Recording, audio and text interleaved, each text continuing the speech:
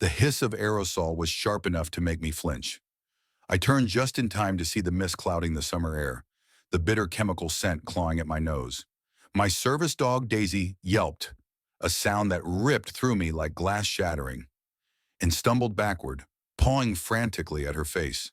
Her vest, bright red, with the words "service animal" stitched across the side, was splattered with droplets that gleamed under the sun. I dropped the grocery bag in my hand. Apples rolled across the pavement, bouncing into the gutter, but I didn't care. My entire world narrowed to Daisy, her trembling body pressed against my leg, her eyes watering from the spray. And standing there holding the canister like it was a weapon was Mark. He was only 30, but he carried himself like a king who thought the whole neighborhood was his kingdom. Polo shirt tucked too neatly into khakis, sunglasses perched cocky on his face, even though the sun was behind him. He smiled. Actually smiled, as if this wasn't an assault, as if this wasn't my lifeline he'd just attacked.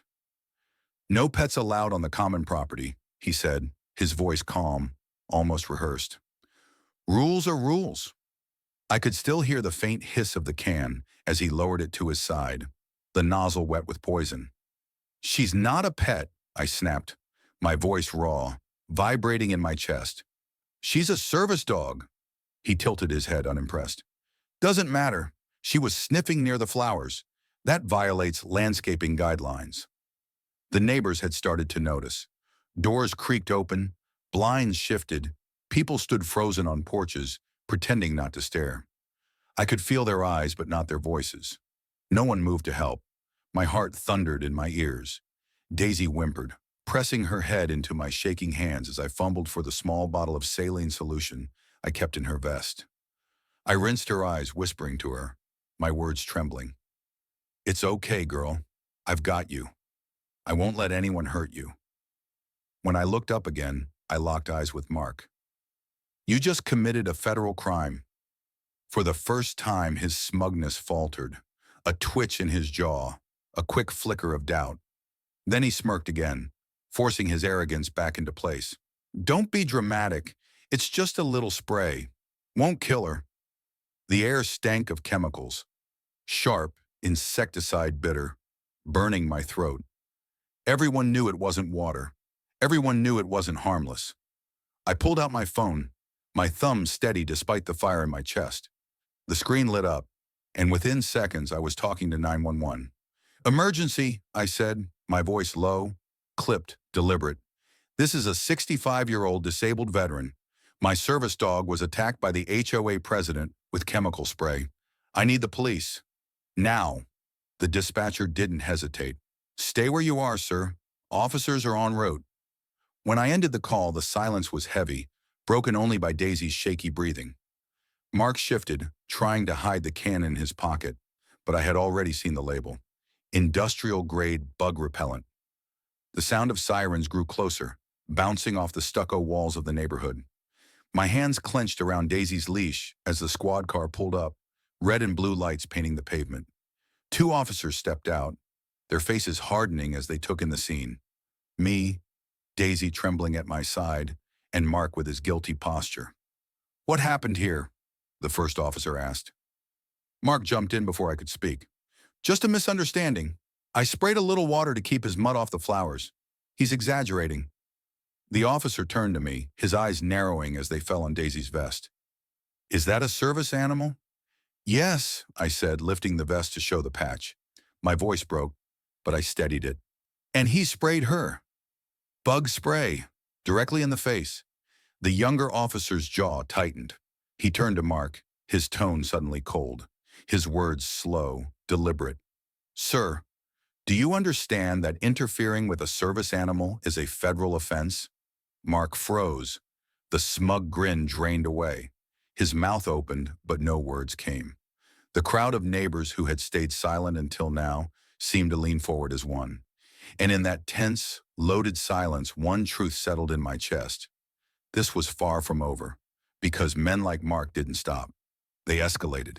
And I had just witnessed the opening shot of a war I never wanted, but one I knew I couldn't back down from. "My name is James Whitaker. I'm 65 years old, a retired Navy mechanic, and I live in a quiet cul-de-sac that, until recently, I thought would be the perfect place to spend my later years.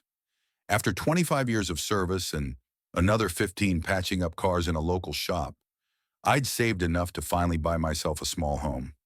2 bedrooms, cream siding, a porch swing I built with my own hands. My world wasn't flashy, but it was mine, and that meant everything. I had my routines, my community, and most importantly, I had Daisy. Daisy wasn't just a dog. She was my lifeline. I'd adopted her as a pup when my knees first started failing me, and the doctors mentioned mobility issues. Over the years, with training, she became more than a companion. She could sense when my balance faltered, fetch medication, even steady me when stairs loomed taller than they should. Her golden coat was as much a part of my home as the sunlight spilling through the kitchen window. The neighborhood itself was neat, maybe too neat. Rows of manicured lawns, mailboxes standing in perfect symmetry, fences painted the same shade of white. At first glance, it was picturesque, the kind of place realtors brag about. But beneath the glossy finish, you could feel the weight of rules pressing down. HOA rules. When I moved in 3 years ago, I was handed a thick binder by the association. Pages upon pages of regulations, grass height limits, acceptable curtain colors, even the type of bird feeders allowed. At the time, I thought, fine if it keeps things orderly. I didn't mind rules. The Navy had drilled enough of those into me. But what I hadn't accounted for was the kind of person who thrived on enforcing them. Enter Mark. He was young, 30, maybe 31, but walked around like he owned the street. The kind of man who thought his polo shirt and clipboard made him untouchable. He'd only been HOA president for a year, but already people whispered about his initiatives. Petty fines for trash cans left out an hour too long. Letters about holiday decorations that weren't aesthetic. Notes slipped under doors reminding folks that children's toys left on lawns violated neighborhood standards. I remember the first time he came after me. Daisy and I had been on our usual evening walk. The sun was just dipping low, painting the sky a pale lavender, and I'd stopped to chat with my neighbor, Mrs. Ellis, a widow in her 70s who always waved when I passed. Daisy had lain down at my feet, her vest clearly visible while we talked. Mark pulled up in his shiny sedan, window rolling down with the electronic hum that somehow sounded smug. "Dogs aren't allowed on common sidewalks without board approval," he said, his voice flat, authoritative.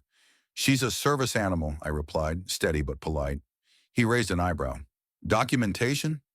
I patted Daisy's vest, where her service ID card was tucked in the clear plastic sleeve. "Right here." He leaned forward, eyes narrowing, then muttered something under his breath before rolling up his window and driving off. It seemed small at the time, but the look he gave me, that calculating, dismissive look, stayed with me. It wasn't about dogs or rules or flowers. It was about control. Mark wanted to test how far he could push his limits, and I'd learned, in both the military and life, that men like him didn't stop with one strike. The letters started soon after. Envelopes with the HOA's seal slipped into my mailbox. Complaints about unapproved exterior modifications because I'd hung a wind chime on my porch. Notices about unsanctioned landscaping because Daisy dug a shallow hole once in the corner of my yard. Each letter came with threats. Fines stacking up, legal action mentioned in bold. It was laughable at first, but over time, the words weighed heavier, chipping at the peace I thought I'd found in this little house. I talked to neighbors, but most were reluctant. You could see the fear in their eyes, the way their voices dropped when his name came up. A few offered quiet support.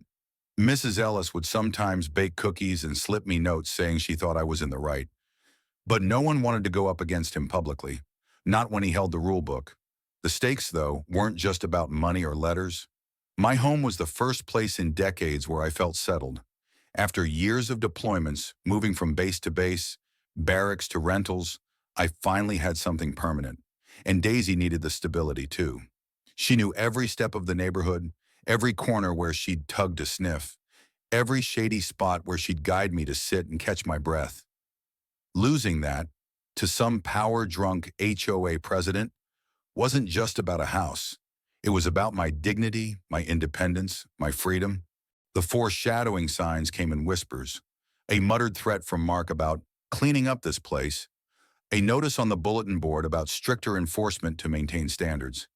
Even the way he looked at Daisy, not as a helper, not as a service dog, but as a nuisance he couldn't control.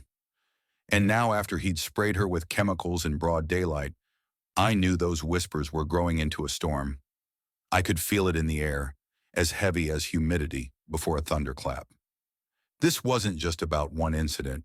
It was the start of a battle, and I had no choice but to fight. The morning after the spraying incident, I found the first letter. It was taped to my door in thick, blocky font, like a warning carved in stone. Notice of violation. Service animals must not disturb or damage common areas. Fine, $200, due in 14 days. My hands trembled as I held it. Daisy lay nearby, her head resting on her paws, still tired from the stress of yesterday. I could smell the faint chemical residue lingering in her fur, no matter how many times I washed her. My anger surged, not just at the fine, but at the audacity. He hadn't even waited a full day before doubling down. I crumpled the letter and shoved it into my pocket. Over the next weeks, the harassment became routine, a campaign waged with paper, ink, and intimidation. First came the complaint about the wind chime again, then improper grass length, then non-standard porch swing. Every letter carried a fine, $100, $150, $200. I knew the game. He wanted me buried in fees until I bent or broke. Each time I documented everything. Photos of Daisy in her vest, receipts of lawn care services I'd already paid for, time-stamped images of my porch swing, proving it wasn't a violation of anything. I sent appeals, but they were ignored. Meetings were rescheduled. Emails went unanswered. I began to notice how others treated me. Some neighbors wouldn't look me in the eye anymore.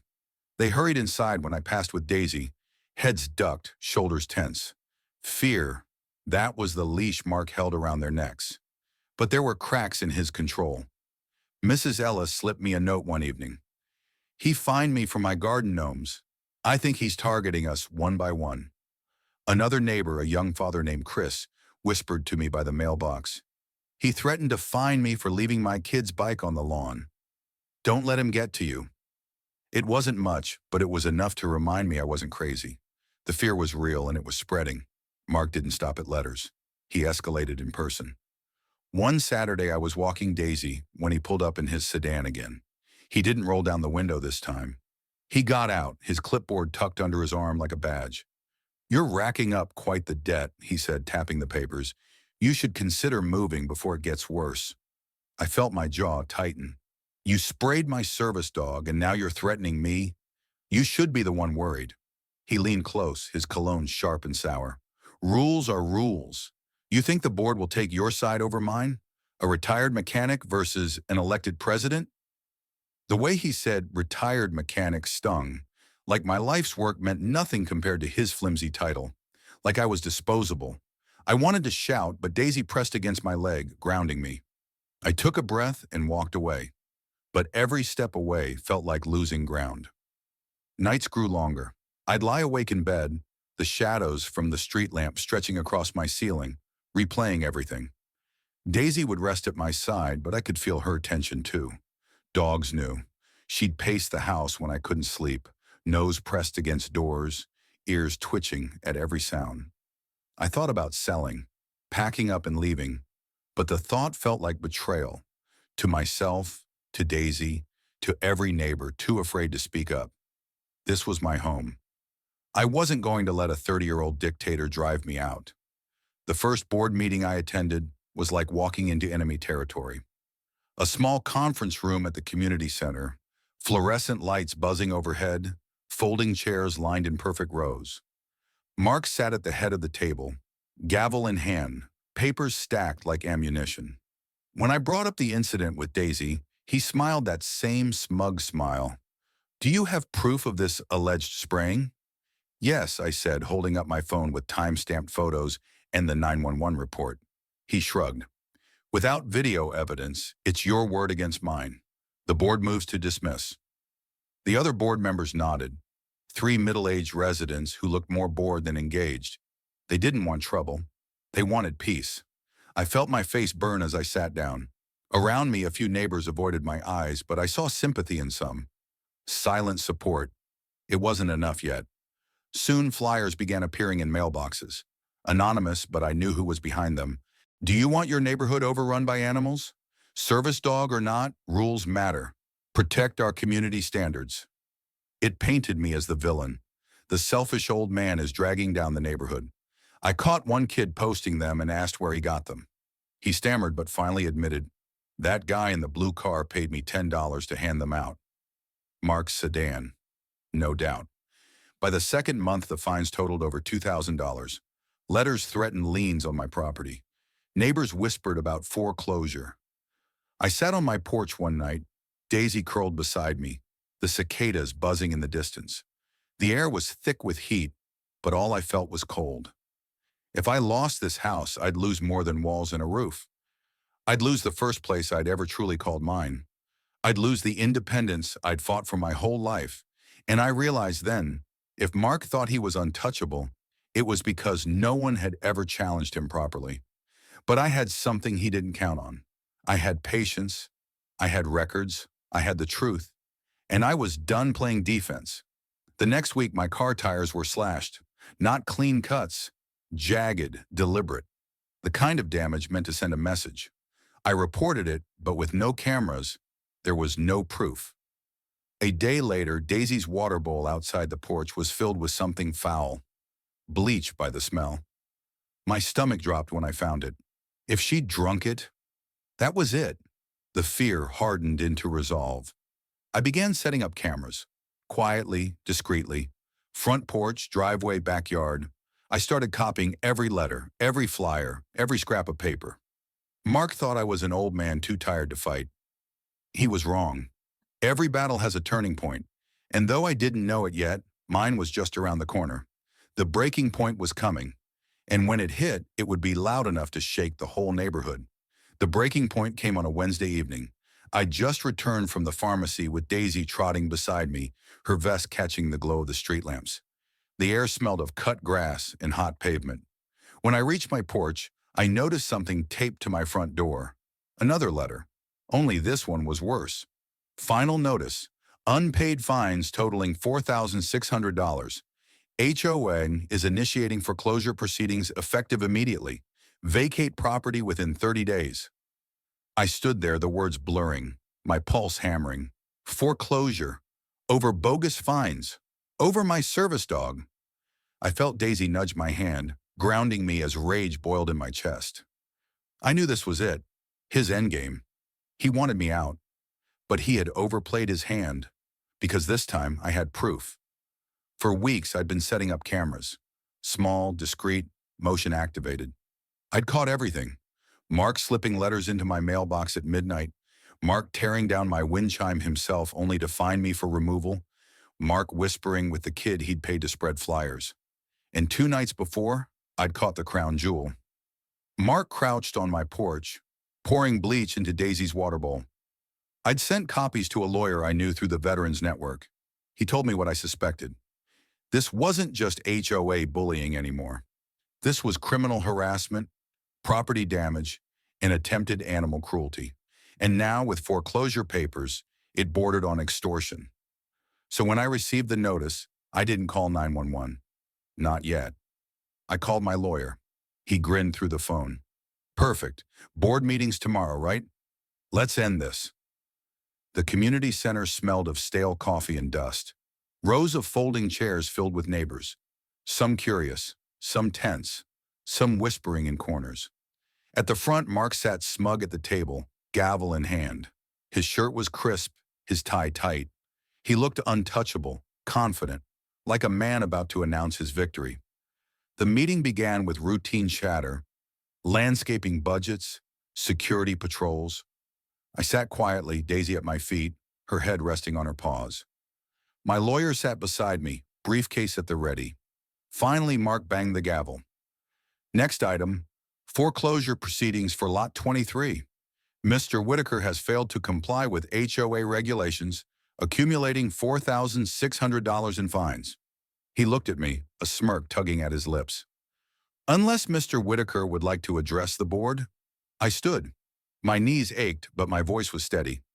Yes, I would. The room went silent. I pulled out a small USB drive and handed it to the board secretary. I'd like to present evidence. The lights dimmed as the projector flickered to life. On the screen, the first video played. Mark, late at night, stuffing papers into my mailbox. Gasps rippled through the crowd. The next clip, Mark yanking down my wind chime, tossing it aside, then scribbling on his clipboard. Murmurs grew louder. Another. The kid admitting that Mark had paid him to deliver flyers. And then the final clip, the one that sealed his fate. Mark crouched on my porch, pouring bleach into Daisy's water bowl. The liquid glugged, the label on the jug clear under the porch light. Daisy barking from inside, my own voice faint in the background. The room exploded. Gasps, shouts, voices overlapping. Mrs. Ellis covered her mouth. Chris muttered, "Unbelievable." I turned to the board, my voice sharp. This man has harassed me, vandalized my property, endangered my service dog, and now he's trying to steal my home with fraudulent fines. This isn't leadership. This is criminal. The lawyer stood, his voice booming. We have already submitted this evidence to law enforcement. What you're watching isn't just misconduct. It's attempted animal cruelty, harassment, and extortion. And if this board doesn't act tonight, you'll be complicit. Mark shot up, face red, sweat glistening on his forehead. This is fake. Edited. He's lying. But the projector froze on the image of him pouring bleach, his face clear as day. Neighbors began shouting. I knew it. You fined me for nothing. You're finished. The board members shifted uncomfortably. One whispered, we can't ignore this. Another nodded, pale-faced. The head board member cleared his throat. Effective immediately, you are removed from your position as HOA president pending legal investigation. The gavel fell. Mark's face twisted, his arrogance shattered. For the first time, he looked small, powerless. His eyes darted around the room, searching for support, but all he found were cold stares. Police officers stepped forward from the back. My lawyer had tipped them off in advance. One officer spoke calmly. Mark Thompson, you are under investigation for harassment and animal cruelty. We'll need you to come with us. The room held its breath as Mark's arms were pulled behind him, cuffs clicking into place. His sputters of protest echoed, but no one moved to defend him. When the door closed behind them, silence fell. Then slowly, applause began. Mrs. Ellis first, then Chris, then more, until the room shook with it. I stood there, Daisy at my side, tears prickling my eyes. For months I'd felt isolated, powerless, and now with one slam of a gavel the tide had turned. But the war wasn't just about me anymore. It was about every neighbor who'd been bullied, fined, silenced. And as I looked around at their faces, some relieved, some still afraid, but all free of his shadow, I knew this was bigger than a single victory. This was justice. The morning after the board meeting felt different. For months, I'd woken with a knot in my stomach, bracing for another letter, another fine, another confrontation.